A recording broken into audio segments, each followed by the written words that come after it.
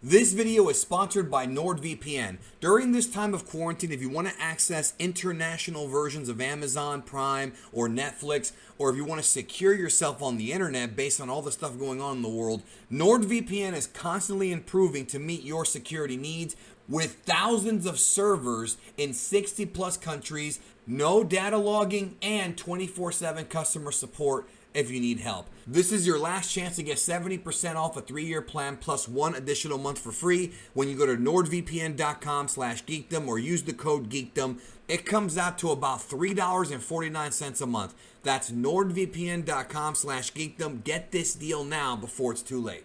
Based on the ending of Dragon Ball Super Manga Chapter 62, it looks like Chapter 63 is going to be headlined by Merus versus Moro, a fight that's been built up for quite some time now. And I want to do a little bit of a fight preview here on this video and discuss what I think might happen in that fight. And also, of course, feel free to leave a comment. Let us know what you think is going to happen, how it's going to go down. We did discuss this on my recent live stream, but I want to kind of give my thoughts, like my final sort of predictions going forward when it comes to this battle. Joining me to discuss this, please welcome back to the channel. It's been a couple of months, but he's been following the manga like I have. Please welcome back Oppai Senpai. Hello. Excited to be here once again. This is going to be an exciting next chapter. Let's talk about it. Right. Now, I want to bring something up real quick. I want to, before we get into the fight, is there's been some fan theories that have been going around since the beginning of the arc that Merus might be like a former, or he's an angel, but we figured that one out, but that Moro is a god of destruction, that maybe they were linked in that way. And I feel like that was a theory that may have been plausible earlier in the manga, but I feel like now that's out of the question because of the fact that Moro does not recognize Merus. Now, obviously, if they were God and angel, they would know who each other were. At least, Moro recognized Merus and he doesn't. So I don't think that's the case here. I think Moro is not a former God. I think he's just a bad dude. That's all I think about that. But again, maybe he has bad memory. Who knows? That aside, I don't see he is smart enough and has enough intuition to realize by the end of the chapter that, wait a second, this guy, there's more to him than meets the eye. You really aren't Galactic Patrol, are you? But it's not because he knows him personally. It's not because he knows that he's an angel. Right. But he would have said, Merus, I remember you, or whatever. Exactly. Merus, yeah. So, Funimation hired this man. No, not me. No. Get Chigo. Chigo can do it. So, all right, so Merus and Moro. So, before Moro got confronted, Merus opened up a hole, and yes, it was Merus, opened up a hole in the dome and allowed Dende to come in. So, we know Dende will have something to do here in this manga chapter. I feel like the Merus versus Moro fight, I think it's going to be mostly a distraction. I think that Moro will aggressively attack Merus, and Merus will dodge and sort of maybe, I don't think he's even going to hit him. He'll probably maybe play, he'll do the Muhammad Ali shuffle where he'll sort of dodge or maybe even like allow Moro to hit him just to kind of distract him while Dende sneaks up and kind of heals up Goku, Vegeta, Gohan, Piccolo, 17, and 18. Now, I could be wrong about that, but I just don't foresee Merus being the final conclusion to this story. I don't see that being the case. What do you think, and what do you have to add to that? I actually think you brought up a great point about the fact that he might not necessarily hate him. He's going to try to focus more on dodging. Because if you look at the first time that they faced each other in Dragon Ball Super Manga Chapter 47, he was focused more on using his weapon, and that was good enough. So the first time that they faced each other, he was on the spaceship. He even pretended like he couldn't use ki to fly. He was just using those special boots. The boots with the rocket bat boosters. Yeah, exactly. Yeah. And he was dodging everything. He got behind. He got in front of Moro, and then he used this gooey thing that came out of his gun that basically enclosed Moro and trapped him there enough to hold him down for a minute or a couple of seconds. And that's really all he needs. I mean, at this point, you have Dende, you have Krillin, and they're trying to heal our side character, our main characters. All you really need to do is just to pin down Moro long enough so that Krillin can go in there, sneak, and give the sensu beans to Goku and Vegeta so that Dende can then heal the other characters. And that's really all you need. And he has enough weapons to do that. I agree with that. And definitely, Moro would be easily distracted by this. Now, The thing is, right? I guess the question is, people are suspecting that Merus might get deleted for getting involved, but I feel like if Merus actually now the Angel rule book, right?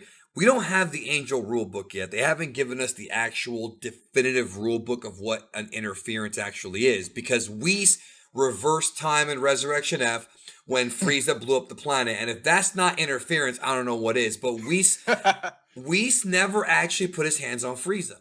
So I feel like what they could do is have a thing where Merus could do a distraction. Maybe Angels can get involved in one. Same thing with Broly. In the Broly movie, Whis could have taken Broly down anytime he wanted to, but instead he just dies all of Broly's punches. Like, they are there, and I think they can do distractions and things like that. They can maybe, talk trash or, like you said, use mortal objects and artifacts and weapons like the gun and whatnot, but they probably can't use their angel powers. For example, mastered Ultra Instinct, which we know the angels know, they can't use that kind of stuff on mortals unless there's an actual cause for it, and we can use it on gods of destruction, that's their job, but not on mortals. We know that, but we don't know the extent of it. So I don't think Merus is going to get erased. I don't think it's going to happen, but you have thoughts on this. Yeah. So I agree with you on that part because also in chapter 49, both times that he fought against Moro, he never once physically made contact with him. It was always through some sort of weapon or an external use, but never him physically touching Which means that Toyotaro may have had this all planned out from the beginning, which I do respect because not even Toriyama did that. Exactly. So, and also, Merus has never been touched by anyone either so far that we've seen. He's never been hit. Nobody has been able to make contact with him because he's just that good. But to support your theory, so is he going to get erased? First of all, from a writing perspective, that's just stupid. You come in, you have this hype character, and all of a sudden he breaks the rule, and just like that, he's gone. Yeah, a lot of people got to understand there's drama here. Like people who thought Vegeta should just come in and beat Moro, like, no, like there has to be some kind of drama and a seesaw battle back and forth to keep us entertained in the ongoing chapters. Exactly. But another part is that a lot of people are theorizing that he's doing this on his own, he's breaking the rules. But if you go back to chapter 55, Whis actually asked the Grand Priest permission. He said, Grand Priest, might you allow me to collect Merus and deal with him on my own? He is taking the responsibility of taking care of Merus. And he said, the Grand Priest said, go on, I'll leave Merus in your care. And Whis said, much obliged. So he is the one taking care of Merus. And I would be very surprised if Whis has no idea that Merus went to Earth. And he doesn't know about it. I mean, the last time we saw them together, right? The last chapter that we saw them and they were together. So I feel like the idea of Merus being able to sneak away from Whis. Listen, this guy's got a staff that can reverse time, give birth, bring people back to life, create pocket dimensions, and view things from the past, present, and maybe even the future. You really believe that Merus snuck away without Whis realizing it? No, I totally agree with you. Before we recorded this video, I remember you saying I wouldn't agree. No, it makes perfect sense that Whis probably told him, he said, look, he probably read from the Angel rule book and said, look, if you're going to go down there, you can do this, this, this, and this, but don't do this, this, this, or this, because then Father, the grandpapa, is gonna, you're out. So I you know what I'm saying? I do think that happened, man. I think that he totally, Merus knows what he has to do. And you know what? It could be a thing where maybe Merus makes a mistake and breaks the rule, and then Whis has to bail him out. I mean, that would be a good idea there where, Grand Priest wants to delete him, and then Whis is like, no, just give him a chance. He made a mistake, but, because again, these angels are sentient beings. They can talk to each other, and, that could happen. But at the end of the day, I do think Merus knows his limitations, which is why he showed up with his regular Galactic Patrol gear, because he's basically, for lack of a better term, a mortal. So what we're really going to get in this manga chapter is mortal Merus against mortal Merus against Moro. That's right. Does that make sense? Yeah, essentially. I mean, Whis did say, henceforth, I will be responsible for you. And I think he gave him the okay. He told him, fine, you want to go to Earth, you can teleport yourself there, but here are the rules and limitations that you need to follow so that you don't break the code. Now, one thing that a lot of people have been saying in the comment section of both our videos is, what is going to happen if Moro gets behind Merus and grabs his neck? That could be a problem. Now we're into like dangerous territory. Juicy. Now we're into dangerous territory, bro. Because if that happens, he will know that he's an angel, unless he has some kind of ability. Remember, angels can do anything, so maybe he has a way to like reverse it and or not allow it to happen. Merus obviously knows what he can do, but you're right. If he does happen to do that, we're gonna have Moro with angelic powers. I mean, at that point, then what? Although I have a suspicion that the angels have an immunity to that, and that if So Moro do grabs I. him, So do I. here's what I think is gonna happen. Or he's too fast. Or he's too fast for it. Mm-hmm. Or he's too fast. Nobody has been able to touch this guy so far. Right. But let's say theoretically, Moro does get behind him, grabs his neck, right? I think Moro's gonna piss his pants, realizing that, wait a second, nothing's happening. Because one thing that we learned in chapter 55, when Whis said angels who break our code are eradicated without a trace, Goku said, eradicated? I thought angels couldn't die.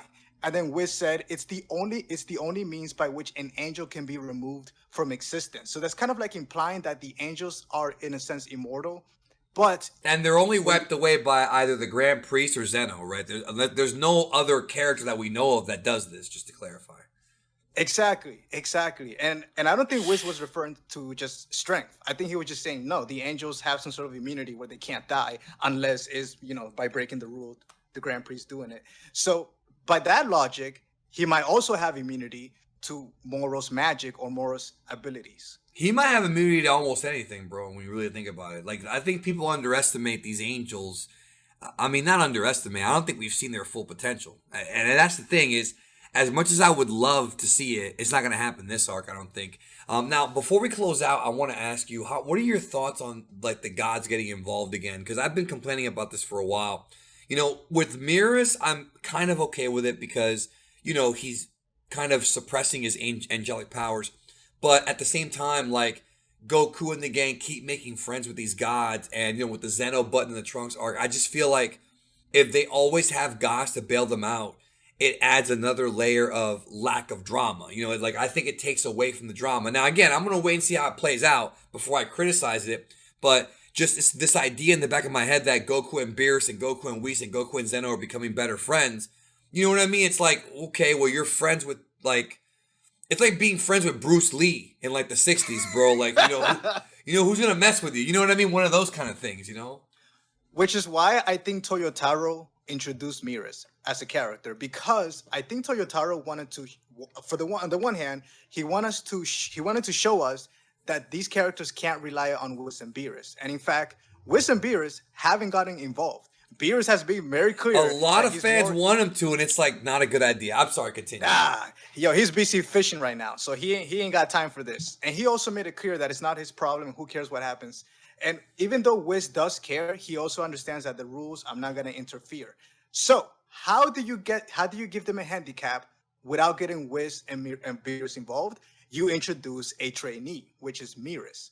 So that's kind of like so they're still getting sort of angelic help, but not really, because Whis and Beerus aren't helping them directly. And so that's showing us that they can't rely on those characters. And even when you have the help of Merus, it's only very limited. Like there's not so much Merus can do to help them directly. Maybe do a distraction or something. So I think that's the beauty of the way that Toyotaro is taking the story. That's fair. I mean, I can't argue with you on that. That makes perfect sense to me, and we'll see what happens. I mean, we've been pretty good about predicting some of these events, and not everything, but a lot of it, which is a good and a bad thing, because something predictable is not always a bad thing as long as it makes sense. But if you have any obligations, folks, you can obviously leave a comment. Or not is that the right word? If you have any, we'll just say thoughts. Go ahead and leave a comment. Yeah, check out Opie Senpai. Any final thoughts? Do you have any final thoughts? I really want there to be a permanent or a semi-permanent death of a major character, because I think there needs to be consequences with this character of Moro. There needs to be some sort of impact, a long-lasting impact that he leaves even after he's gone, whether he gets trapped, whether he gets put in jail, or he actually ends up dying. There needs to be some characters that need to take the L and go to the other world. Is it going to be Goku, Vegeta, or some other side characters? Who knows? But I do think there needs to be some long-lasting impact here. It's probably not going to be Goku or Vegeta or any of these guys, because of the ones that are at the end of Z. You know what I mean? The ones that are there can't die. So unless you're talking about after the end of Z, you know what I mean? Well, they can always do an in between, like a movie between this and the end of Z. To bring them So- back. Well, you said permanent. That's why I was. Oh, well, I mean, semi-permanent, like Okay, some sort of okay, yeah. impact where we think, oh my God, they're dead, but then they do a movie and then. Well, yeah, somehow- but again, like we're always gonna think in the back of our heads, oh well, they're alive at the end of Z. Goku and Vegeta cannot die. That's why Super needs to go past the end of Z and into the post Oob era, because then anything's up for grabs. You know what I mean? Oh, I've been dying for that to happen, dude. Because right now there's not that much drama. You know? and we both love drama. No, I don't. in no. anime. Oh, I was gonna say, okay, in anime, yes. Please don't. I do not like drama outside of anime. No, I know. In wrestling, In anime. yeah, and in wrestling, and yeah, I agree. Anyways, folks, let us know what you think, and have a great day.